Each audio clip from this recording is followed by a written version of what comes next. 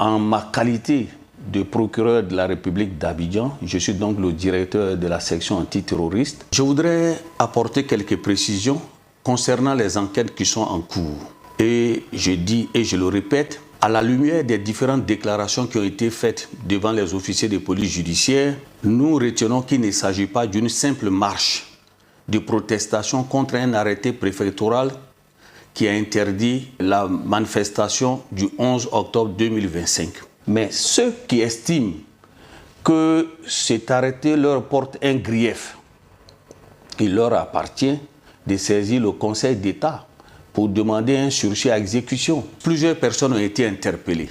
Et dans l'exploitation des différents portables des mises en cause, je voudrais lire quelques séquences des messages obtenus dans ces portables-là pour vous démontrer qu'en réalité, il s'agit des actes de terrorisme. Dans le portable d'un des mises en cause, il ressort ceci. Chers compatriotes ivoiriens, je suis un ex-militaire. Je vous donne quelques stratégies pour paralyser la ville et empêcher le 4e mandat illégal. C'est fixer des objectifs clairs et atteignables. En une semaine, on pourra gagner le combat. Le premier objectif est de faire fermer les ambassades étrangères par nos actions sur le terrain. N'oubliez pas de casser les caméras et de brûler les véhicules de police. Cette fois-ci, il faut brûler les magasins, les boutiques, les supermarchés des Libanais. Dans les villes de l'intérieur, il faut brûler les voitures de police, les préfectures, commissariats, magasins des Libanais et Français. Il faut mettre le feu à tous les carrefours de nos quartiers pour empêcher la police de rentrer et créer des groupes stratégiques dans chaque secteur.